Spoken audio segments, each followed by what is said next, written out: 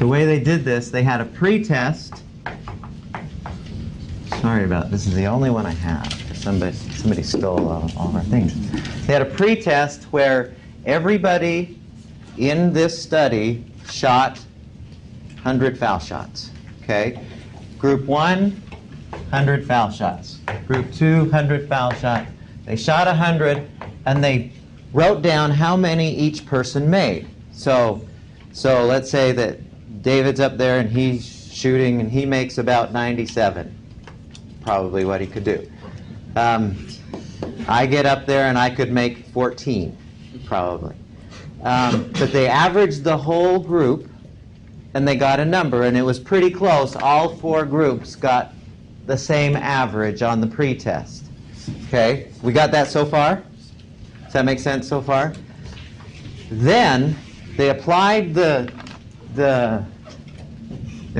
experimental variable.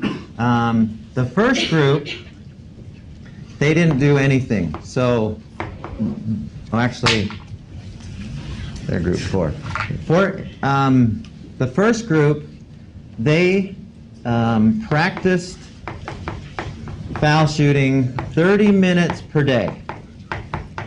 So they, in other words, to picture this, so David's at the foul line and somebody's rebounding him for 30 minutes. He's practicing foul shots. Okay, trying to make as many as he can, but just getting, okay, I'm shooting foul shots, rebound, shoot foul shots. Okay, that's how it looked. The second group,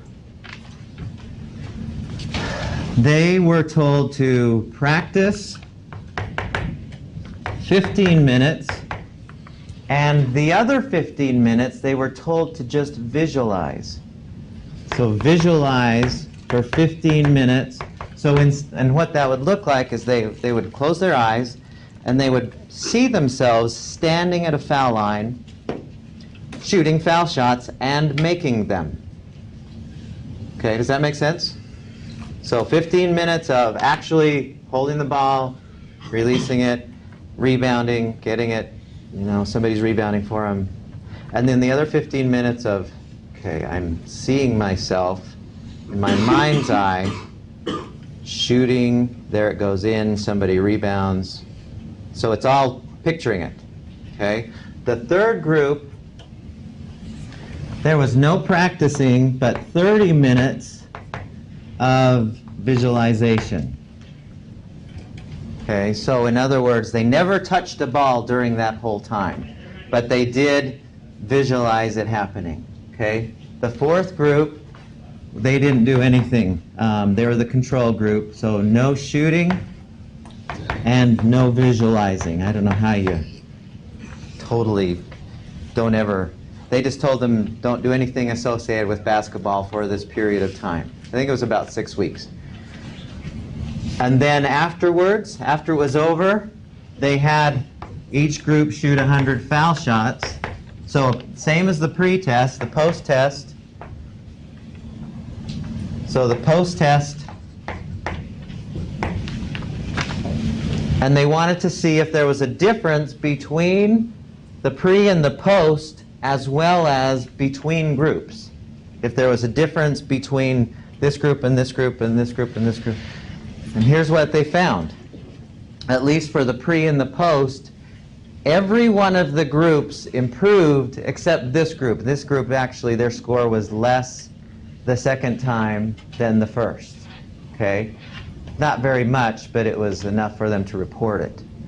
Now, which group do you think improved the most? Group 3. I think it's group 3. You think group 3, they never touched the ball one time? Yeah. That's why I think that it's group 3. I think that's why it's so They crazy. never failed. Okay, hold on to that idea. This actually was number 1. Oh, man. The group that both practiced and shot. This group, you're correctly saying, was number 2, and this group was number 3. And it was enough of a difference that it was worth reporting that the ones that this group did better than this.